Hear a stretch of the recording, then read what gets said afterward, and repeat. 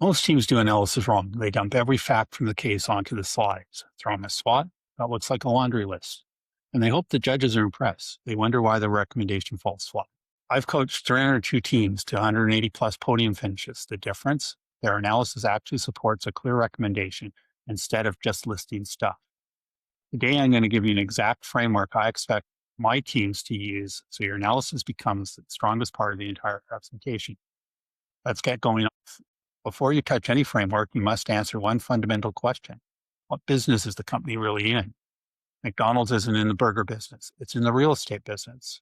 The franchisees sell the burgers. McDonald's owns the properties. Stars Air Ambulance isn't in healthcare or transportation. It's in the business of saving lives.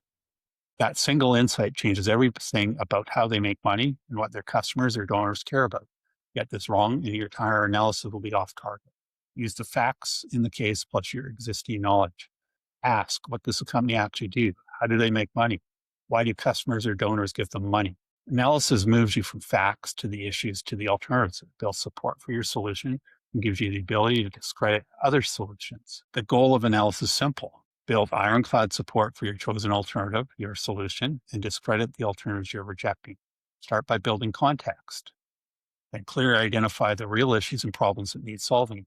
Only then can you develop credible alternatives and decide which one wins. When used correctly, here are some of the tools that actually help, each of which have individual masterclasses. SWOT, use it to spot insights from the strengths and weaknesses, which are internal, the opportunity and threats, which are external.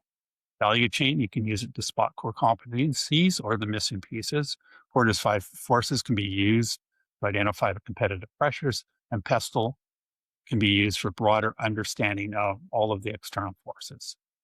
They aren't checkboxes. They're lenses to discover the real issues, generate alternatives, and gather the insights you'll need later. Look internally, the culture, the capabilities, what's missing, and look externally, competitive landscape, stakeholder concerns, what are the threats and opportunities. Finally, tie everything together, the financial impact, especially if you're positioning to the CEO as your audience. Care about one thing.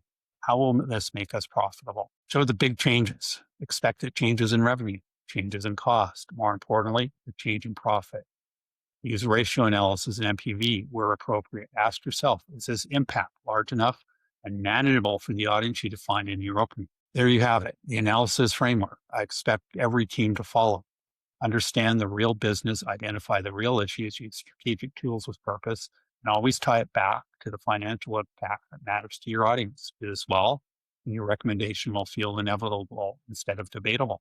This is Masterclass 3. Now we've covered mindset, feedback is fuel, the opening, and the analysis. Next up, evaluating alternatives and building decision criteria that work. Drop a comment. What's the hardest part of analysis for you right now? I read every comment. Subscribe, hit the bell, and let's start building your mad skills. One podium winning piece at a time. Cam Welsh out. Go make your analysis bulletproof.